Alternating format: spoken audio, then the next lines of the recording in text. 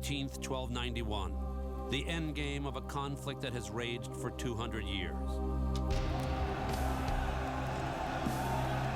A massive assault chips away at the walls of a stronghold and the psyches of its defenders. At a fortress in the Middle East, desperate holdouts endure the final attack of a medieval war of the worlds. So the idea of the Crusades, the symbolism of the Crusades, became the clash of civilizations.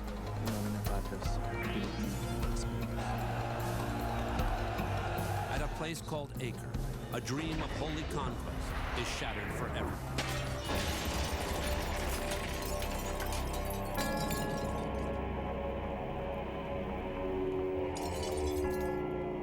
700 years later, archaeologists pick up the pieces of a moment in time that changed the world. Here we can really feel the last day of St. John Church. We find some remains of the stained glass that fell down and crashed into the floor. The fall of Acre in 1291 was a key event because it marked the end, effectively, the end of the story of the Crusades in the Holy Land. At last, from beneath the Holy Land, new evidence reveals how warriors on both sides of the Crusades really lived, fought, and died.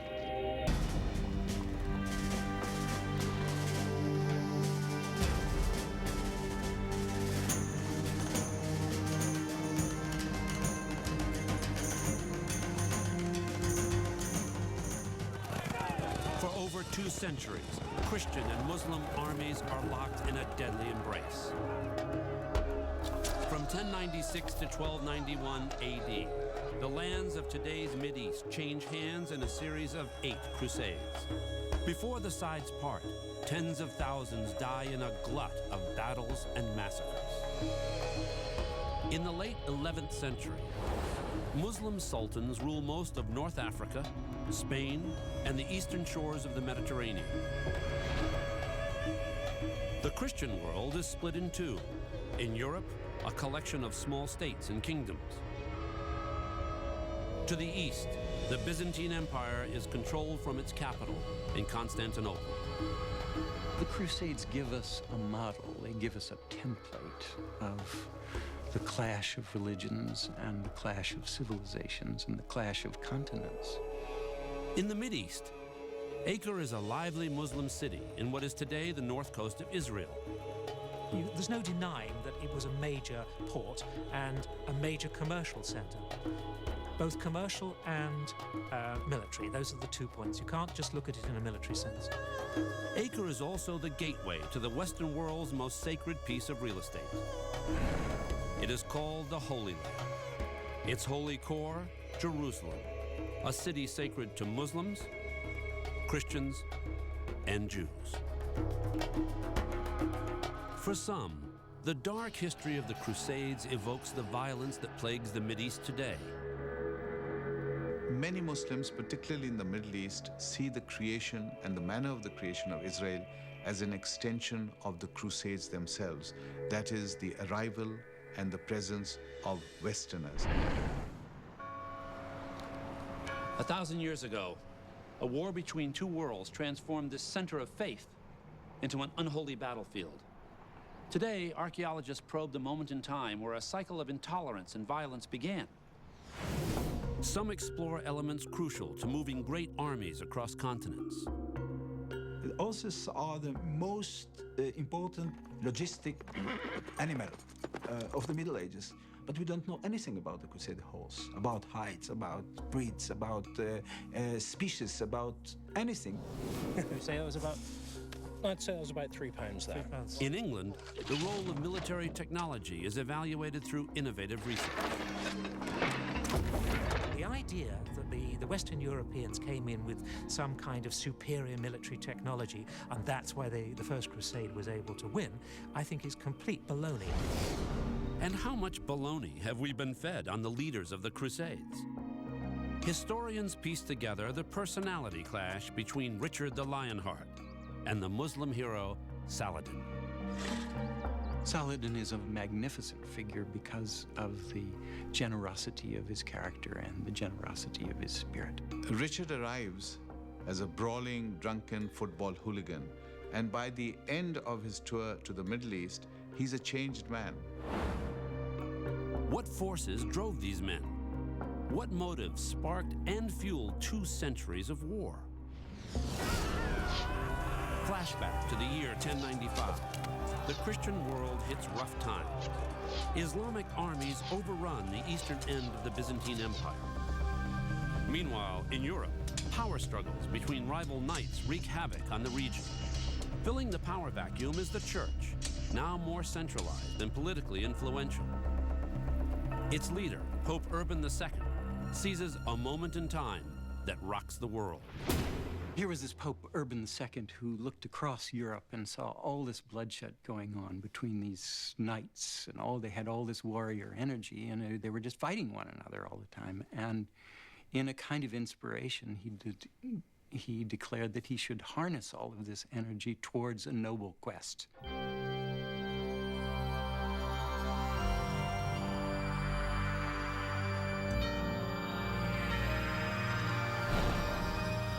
Pope Urban declares the Holy Land is occupied by worshippers of the devil. He orders his flock to liberate Jerusalem from the Muslims. August 1096. The first Crusaders prepare to hit the road. The First Crusade is kind of a hodgepodge. It's not a fancy military enterprise. A lot of people and a lot of common people become involved. It's a great popular movement.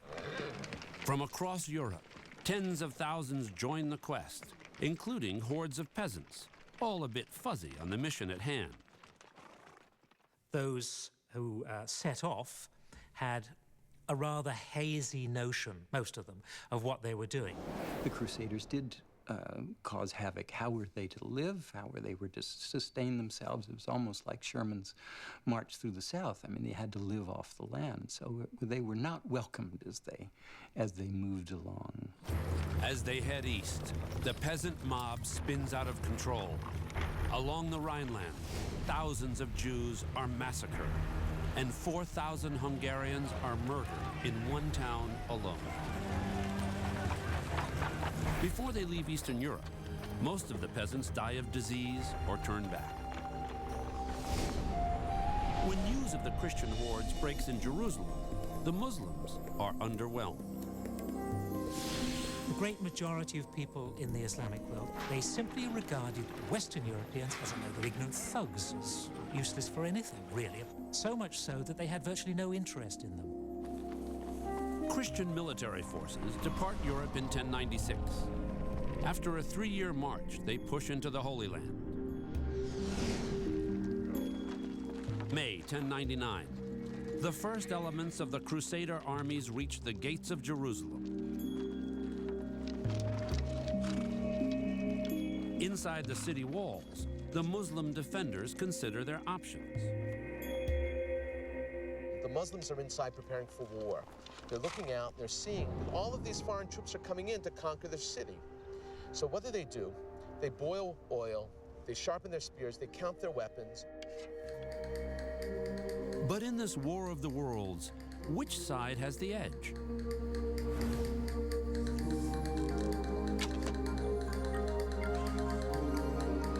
At a castle in the English countryside, historian David Nicole intends to find out. The nitty-gritty of everyday life is, to me, absolutely fascinating, and I would love to have been there. I was virtually brought up surrounded by arms and armour and books about arms and armour because my father had had an interest in this since his childhood. A specialist in medieval arms and armour, Dr. Nicole has written a series of books on the hardware and training of Christian and Muslim armies.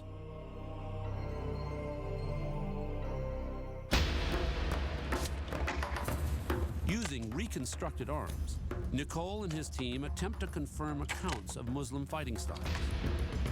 Weapons expert Stephen Rafes suits up in traditional garb to keep the simulations as accurate as possible. There are certain military exercises which we know of from the Islamic world. The most famous is training a man to charge with his sword, cutting at a sequence of reeds, reducing the target until he's got down almost to ground level. Now, that takes incredible skill, not only in the use of the weapon, but in riding skills.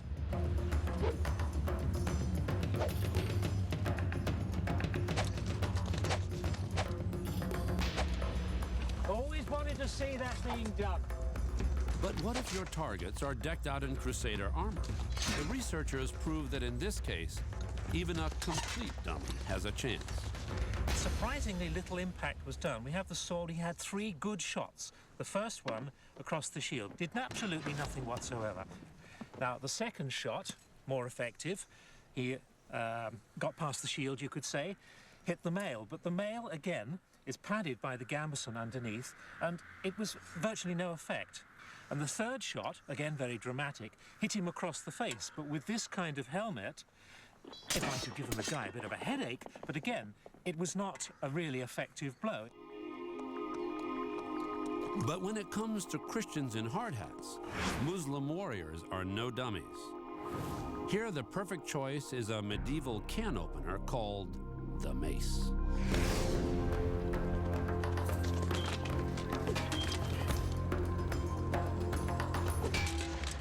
That was very, very much more effective.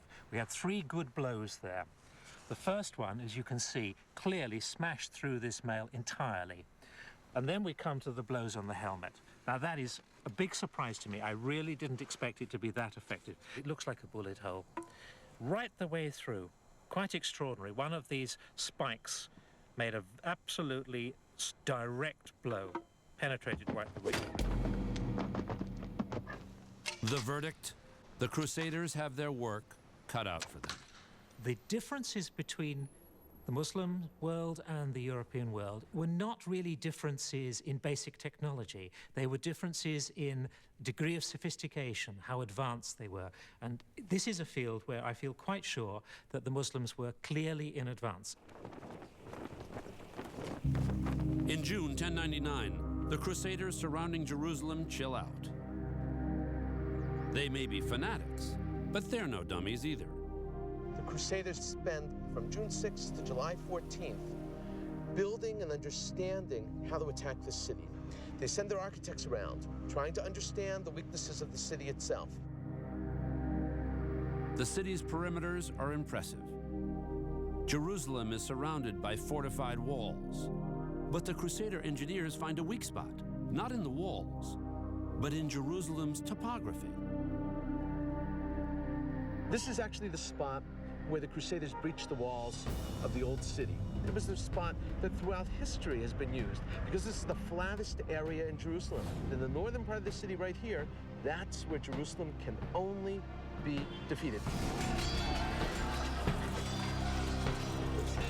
July 7th, 1099, the battle for Jerusalem begins.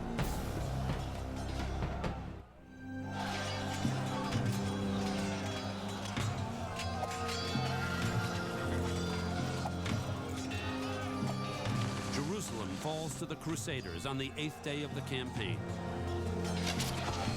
The Jewish and Muslim defenders of Jerusalem are overwhelmed by Christian fanatics. The Crusaders turn their siege into a massacre. One Crusader sums up the moment. If you had been there, you would have seen our feet colored to our ankles with the blood of the slain. None of them were left alive. Neither women nor children were spared. Historians estimate that between 10 to 20,000 of the city's Muslims are killed. The Crusaders also burn a synagogue, killing many of Jerusalem's Jews who fled there for sanctuary. Jerusalem is so associated with the massacre of Muslims and Jews in that military triumph that it is tainted in history. It was seen as barbaric, uncalled for, and it created a great demand for revenge and retaliatory action. In the years following Jerusalem's fall, the Christians erect 45 churches, many built on the ruins of mosques and synagogues they have desecrated. But while the Crusaders build churches to save their souls, they also build fortresses to save their necks. The Holy Land, 1160 AD. 60 years after the siege of Jerusalem, the Crusaders have established 4 states in the Holy Land, protected by 60 strongholds of stone. Now, these castles are very strong, much bigger in many cases than the castles from the same period within Western Europe. A Crusader fortress, like Belvoir Castle, is designed as a self-contained mothership, built to survive the alien Muslim universe. Fortresses were built so that they could suspend and create for themselves total independence, even without assistance from the outside as they were being invaded. The Crusaders are low on manpower, so the forts are built with thick walls. How thick? Try 15 feet of stone blocks. This is a very typical gate from the Crusader period. A fortress that would be built with tremendously wide walls. For instance, this gate has a 5-yard width, which is tremendously powerful.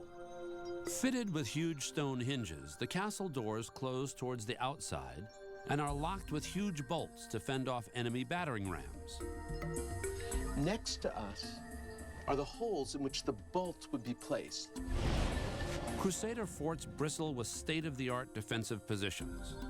Carved into the walls are openings called loopholes.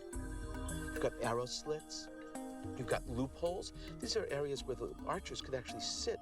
You've got areas where they would be able to drop down boiling oil, feces, all kinds of things, all within these sections. You've got trapdoors, secret areas, exits into cisterns. You've got all kinds of networks underneath the ground.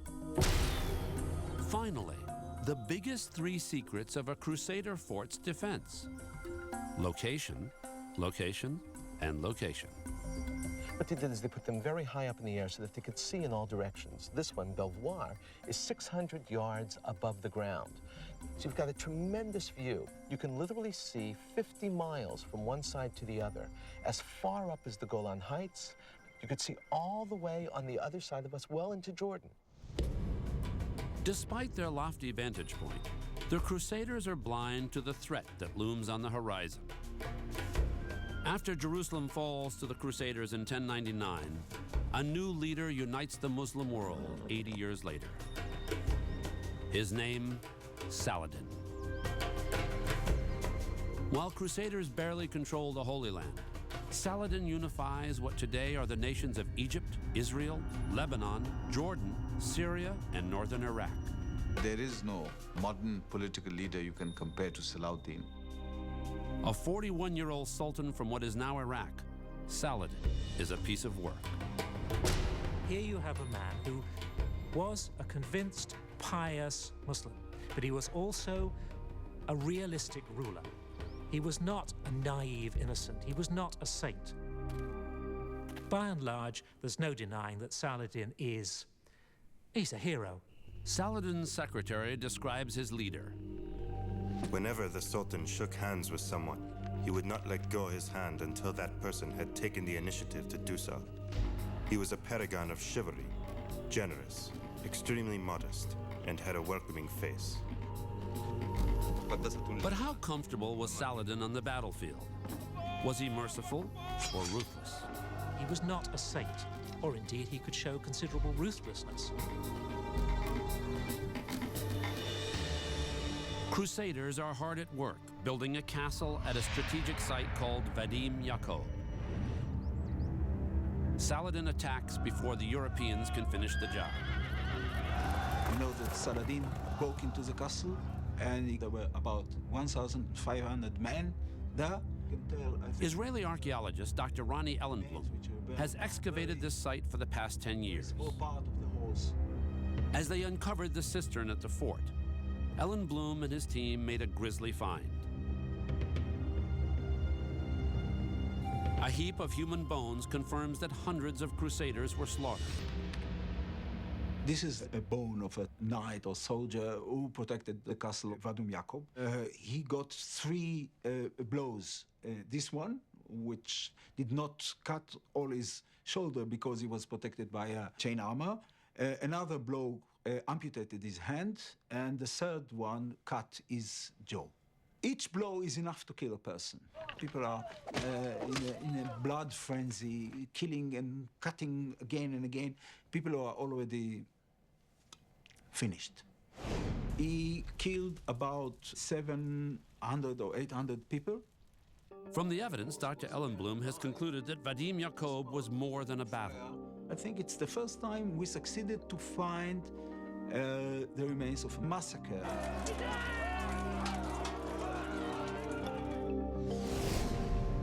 Not all the bones found in the mass grave are human. Some belong to horses. Experts believe Saladin slaughtered them deliberately. It is a way to disgrace the Crusader soldiers. So far, we have found about 10 equids, 10 horses, and 5 complete skeletons dumped together in one big heap. The bones in the burial pit present a heap of questions as well. Maybe try to do as many measurements as possible for one teeth, and then we can compare it. Hadass, Dr. Rivka Rabinowitz expected to find remains of mighty Crusader steeds. But she got a surprise, straight from the horse's mouth. We thought we'll find big horses, as the historical record said, but maybe we have a small horse or big mule. Is it possible some of the Crusaders' legendary mounts were only mules? We are not able completely to see the exact differences between the two species. So I think our next stage will be using the DNA analysis. For now, the skulls prove only one thing for sure. Saladin's victory at Vadim Yaakov cuts the Christians down to size. After the battle, a series of peace treaties between Crusaders and Muslims are signed and broken. When Crusaders attack Muslim pilgrims to Mecca, Saladin evokes an Islamic practice almost forgotten until then. He declares a jihad. Jihad is a declaration of holy war, and it's a holy war for defensive purposes. Salahuddin declares a holy war, and that's what unites the Muslims. What the Crusades succeeded in doing was reviving this aspect of jihad. 20,000 Crusaders learned this the hard way in 1187. When they confront the Muslim forces at a place called Hattin, death rains from the sky. The trap which Saladin sprung on the Crusaders was brilliant. The Crusader fighters were coming from this direction, making their way down below to the fresh water badly needed in the Sea of Tiberias. When they got to this point, the trap was sprung. Saladin sent out thousands of archers from this cliff face and shot arrows down at the Crusader army. Historians believe the mobility and accuracy of Saladin's archers were unparalleled. Today, at Hedingham Castle, David Nicole investigates those claims with the help of expert archer Stephen Race. Nicole's research shows it's not the size of your bow that counts, it's how you use it. There are certain military exercises using the bow on horseback at different targets. Long range, short range, standing still, moving horse, shooting at a target which is ahead of you, a target which is behind you. The Crusaders used 3 fingers to shoot their arrows. The Muslims launched them with 1 thumb only. The string is drawn back, and I'll do a dry loose here. Some historians have suggested that the thumb draw was more powerful than the finger draw. And some of the original sources, Arabic and Turkish written sources, seem to indicate this of the bow. Yeah, it's That's here. the working part stiff. To confirm the thumb draw's superiority, Nicole sets up a speed trap to find out. This machine ought to tell us how fast the arrows fly as they go between those antennae, and it registers in feet per second. First, the traditional 3-finger pull. Top speed, 116 miles per hour. Next up, the thumb draw. Definite point there, do you see? Yes, I do. And then when I loose, it's a much cleaner release than the 3-finger release on a string. 107. 110. So generally speaking, they are rather slower. Not a great deal, but which is contrary to what I expected. But I don't think you necessarily get a more powerful release. I think a lot of it's propaganda. You say you have a better weapon, yes, you scare your enemy. Well, what were the others? Were But the thumb release of Saladin's forces did provide a key advantage. So this is actually, so the thumb release is actually probably more efficient. Which would mean consistent range. Yeah. More accuracy. Even if Muslim archers were accurate, how could normal arrows possibly take out knights dressed in chainmail? Saladin's marksmen rode horses. At close range, the arrows of mobile archers had greater impact. Not only is this target a dummy, he's also plastered. A good idea, considering what's next.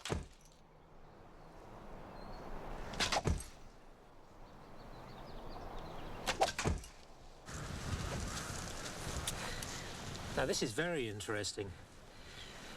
2 clean penetrations, 1 rebound, and 1 which is not really a penetration. But there's a point here which I think really is rather interesting, rather horrific actually, that the arrow that rebounded broke the links of the male, and 1 link has actually been driven away from the male, through the cloth, and into the plaster. And this, of course, is a plaster dummy, not a human being. If this had been a human being, that broken piece of metal, that half ring, would have been pushed right inside the unfortunate person. At the Battle of Hattin, Muslim archers give Saladin the fatal edge. The entire Crusader force is either taken prisoner or killed. More traumatic still is the capture of the holiest relic in Christianity by Saladin's forces. What Crusaders believe are pieces of the true cross on which Jesus Christ died. When there would be a great military battle, the Crusaders stupidly would take out this great relic, thinking that they would have divine providence. And it was interesting the way in which it was used as a bargaining chip, because it was of no value to the Muslim side and of great religious value to the Christian side. A defeated knight sums up the Crusaders' despair. Lord God, our war is over. We are nothing but dead men, and the kingdom has come to an end. Hattin is important because this is where Salahuddin establishes himself as a military genius. It is Hattin and the fall of Hattin that really opens up and turns round the Crusades. After Saladin's decisive victory at Hattin, he takes back the port city of Acre. 3 months later, in 1188, the Muslims win the ultimate prize, Jerusalem. When the news reaches Europe that Jerusalem and the true cross are lost, it was reported the Pope was so shocked, he dropped dead. Saladin enters Jerusalem in triumph, but not in fury. He takes control of the holiest Christian shrine in Jerusalem, the Church of the Holy Sepulchre. Instead of destroying the church, Saladin opens its doors to Christian pilgrims, many of them members of competing religious groups. So to prevent one Christian faction from shutting out the other, Saladin places the keys of the church in the hands of 2 Muslim families. Incredibly, their descendants remain the gatekeepers of the church to this day. Saladin's generosity fails to impress the European powers. A new crusade is declared with a brand new leader. This time, Saladin meets his match.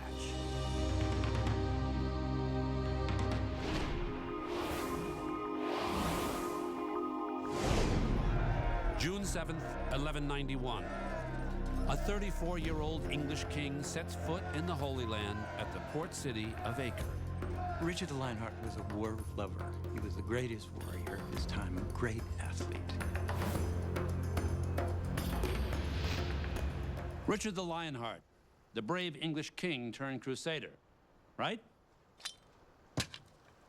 not exactly. Sure, the guy's a king of England, but he's only spent 6 months of his entire life there. And guess what? He only speaks French, not English. But then, as now, money is the universal language. In a new twist on siege tactics, Richard promises his men gold for each stone they can remove from the walls of Acre nearby. It's worth every penny. Winning Acre will give Richard a beachhead in the Holy Land. But to retake the port, he'll have to breach defenses the Crusaders built when they ruled the city. June 11th, 1191.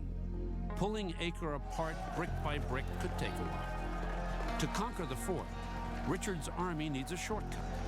Their solution? Portable attack platforms called siege towers. Rolled up to the enemy wall, Richard's men climb stairways to the top of Acre's walls. Saladin's secretary describes the psychological impact. It overtopped the city wall. The city garrison were greatly fearful of it and were tempted to ask for terms.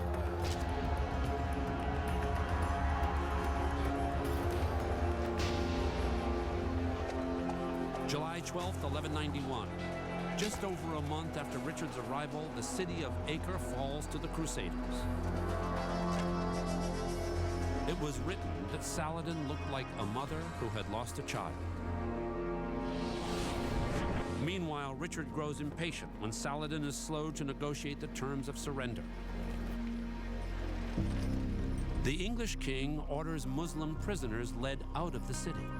One by one, they are slaughtered. 2,700 men in all. And this is a great stain on Richard's reputation historically, and undercuts the kind of mythologizing and romanticizing of Richard in European lore.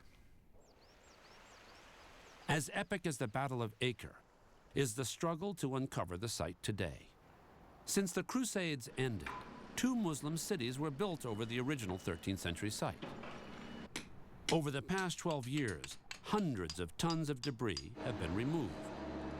Emerging from the rubble, the majestic halls that once sheltered European occupiers. This is the main complex of the Hospitalos. Here in this complex is a hospice that's going to take care of the pilgrim. Uncovering Acre has been the archaeological quest of Eleazar Stern. The excavations support written accounts that during the Crusades, Muslim practices are rubbing off on the Europeans. A case in point is the treatment of the sick. Before the Crusades, European hospitals were created exclusively to feed and house the poor, not to heal them. Often the sick were actually turned away. That's about to change. This excavated chamber is the site of a Crusader hospital and an order of knights called the Hospitallers. In essence, Hospitaller knights are warrior monks. But off the battlefield, their day gig is to care for ailing pilgrims and Crusaders. In Muslim hospitals, doctors enhance the recovery of their patients with diets of fruit and fresh foods. Could the Crusaders at Acre be following their lead? Scientists will find out from a source the rest of us would rather leave behind. No matter how pious, how civilized, or how cunning we are, pit stops are a timeless and universal reality. Ancient latrines from the Crusader hospital are discovered at Acre. The toilets drain into the bowels of the fort, and with luck, they may reveal what was inside the bowels of the Crusaders. Samples of Crusader night soil are shipped to a specialist in England. At Charing Cross Hospital in London, what is crap to the Crusaders is pay dirt for Dr. Piers Mitchell. So we set up a project where we could look at what people were eating, which gives us the ability to look for evidence of medical treatment.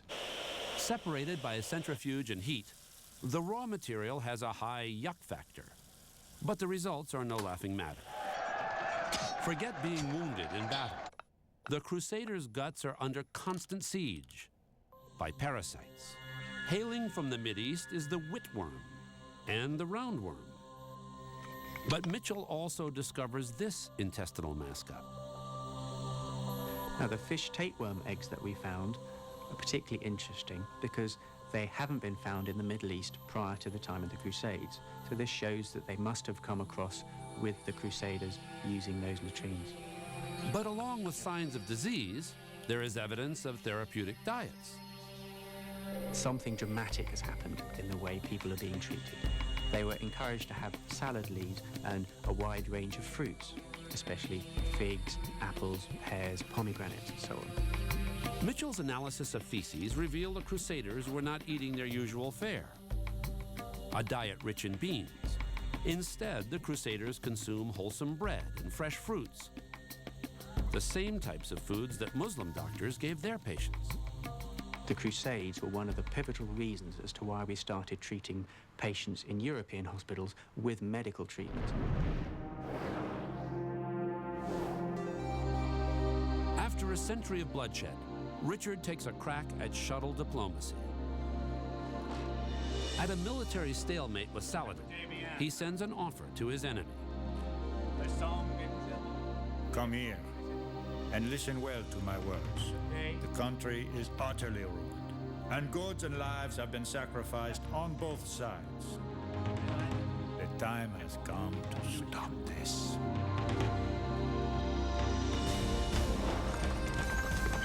Richard express mails a wish list to Saladin.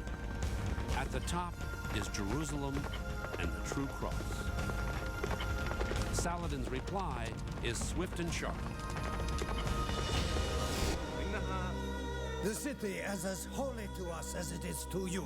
It is therefore out of the question for us to abandon it. As for the cross, it is a great trump in our hands, and we will surrender it only in return for some important concession.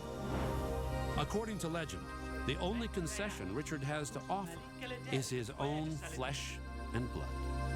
I propose that my sister, Queen Joanna, marry Melek el-Adel, Saladin's brother.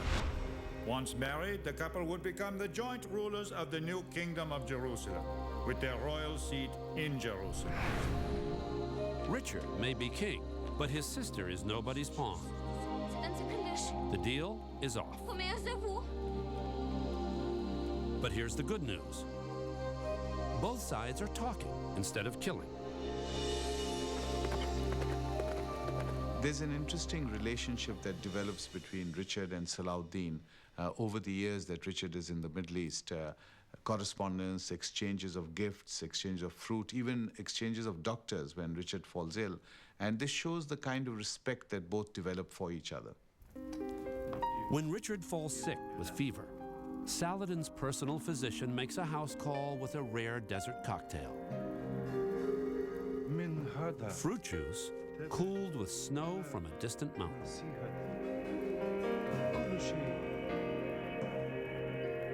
From history's two most unlikely pen pals springs the hope for peace. When we arrive at an understanding, we will meet and friendship will prevail between us. Richard and Saladin never do meet in person. Yet on September 2nd, 1192, these two great warriors make peace.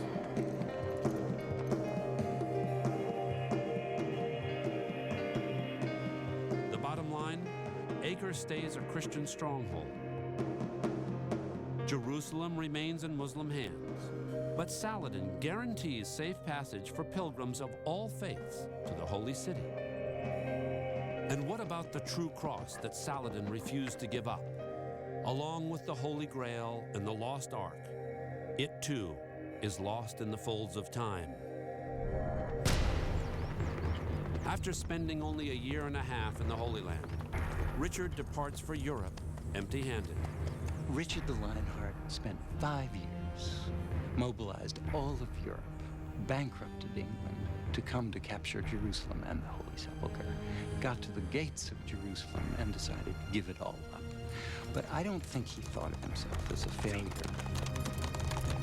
Religious access to Jerusalem, forged by Richard and Saladin, outlives them both.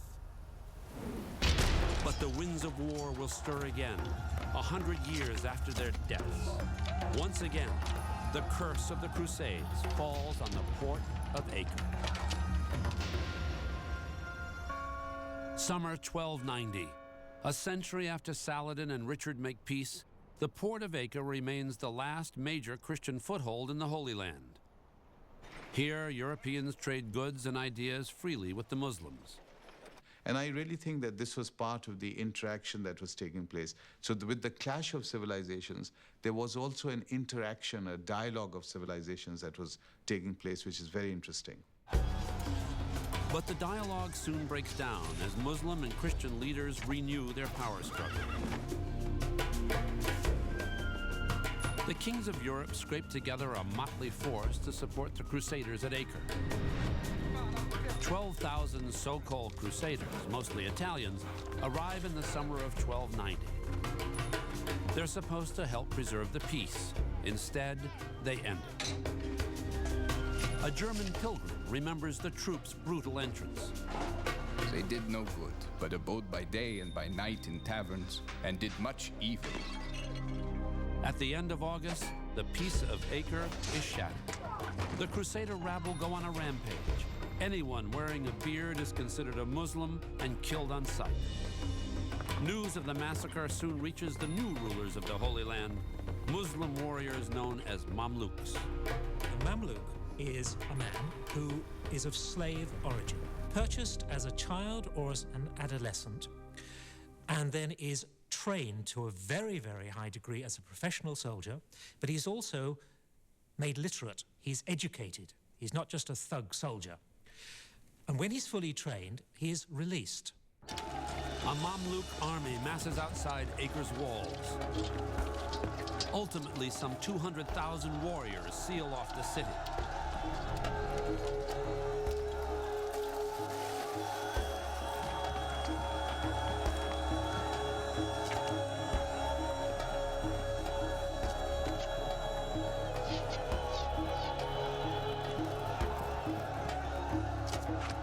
The Mamluk strategy is described in this account.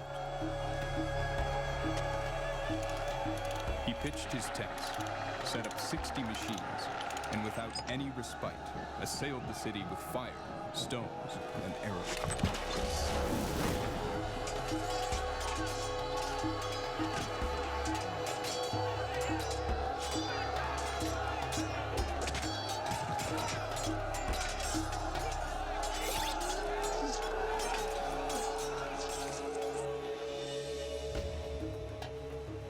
Today, Acre's streets hold evidence of that final and deadly assault.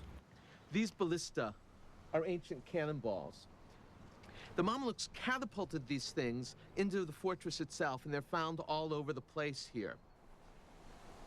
Muslim catapults chip away at the fortress walls and make a major dent in the Crusaders' psyches.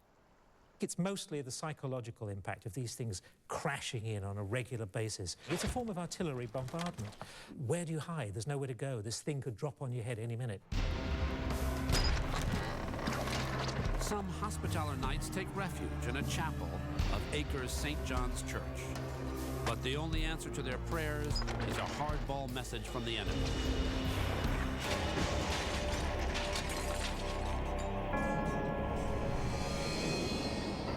Archaeologists believe they have now found the floor of the chapel of St. John's Church. Eleazar Stern assumes the archaeological position. He'd like to know how the chapel was destroyed and what his Hospitallers saw in their last hours. It's layer after layers of this broken glass. This is another color, maybe brown or red glass. Along with bits of glass is a clue to how the church was finally destroyed. Oh, this is amazing. Look, this is part of charcoal. Now I understand why the environment of the glass is much darker than the floor. This is maybe the wooden frame of the windows, and it's burnt completely. And now we have the evidence that the church was destroyed by fire. There is a saying in the Mideast, do not consider any act of kindness insignificant. But kindness in the final days of Acre takes a backseat to rank. Although the fort is surrounded by hostile forces, ancient accounts report some groups of Christians make a getaway. But how? Archaeologists discover the answer 7 centuries later, a subterranean escape route for members only. Crusader knights take the tube out of Acre. This extraordinary tunnel was discovered after months of exhausting excavations. It runs for over 1,000 feet from the fort to the edge of the Mediterranean. The tunnel connected the Templar castle in the west to the harbor in the east. The tunnel was built by an elite group called the Knights Templar. They're sworn to protect pilgrims. But apparently there's nothing in their contract about sharing their exit strategy. This is a private tunnel. No one knew except the Templars that there is such a tunnel. In the last day of Acre, the Templar Knights managed to escape through this tunnel to the harbor and then run away to Europe. Experts believe the flight of the Templars is a clue to why the Christians lost the last great battle of the Crusades. According to one account, they would not have lost the city had they but helped one another faithfully. But when they were fighting without the city, one party would run away and leave the other to be slain. Female pilgrims, many from wealthy families in Europe, grow desperate. 500 most noble ladies came down to the seashore, carrying with them all their jewels and ornaments of gold and precious stones, and cried aloud whether there were any soldiers who would take all their jewels. If only he would take them, even naked, to some safe land. A Mamluk warrior savors the Crusaders' defeat. The lands of the coast were fully returned to the Muslims, a result undreamed of. Thus were the foreigners expelled from all of Syria and the coastal zones. God grant that they never set foot there again. Never again are the Holy Lands occupied by the Crusaders. The fall of Acre in 1291 was a key event. It was the end of the story. It was the last major enclave to fall. In the end, Muslim culture is unaffected by the ways of the Europeans. The impact on the Muslim world was minimum because here was a civilization already at a peak. And what they brought, the Europeans and the Crusaders brought to the Middle East, was simply ideas of war and warriors and sometimes brutal savagery. Their dream in ruins, the Crusaders leave the Holy Land. But long before the Crusades, Mideastern ideas take root on the European continent. What was positive for Europe was the idea of civilization, which means chivalry, which means learning, which means books, which means a way of life, which means cleanliness in personal hygiene and personal diet. Scholars are stimulated by exposure to more advanced mathematics and astronomy. Italian trade ports make a killing ferrying pilgrims to the Holy Land. The new wealth stimulates the Renaissance. Over 700 years ago, Saladin and Richard began a dialogue that led to a time of tolerance in the Holy Land. Today, in the Middle East, there remain many on both sides who see that distant truce as a pilgrimage worth taking again.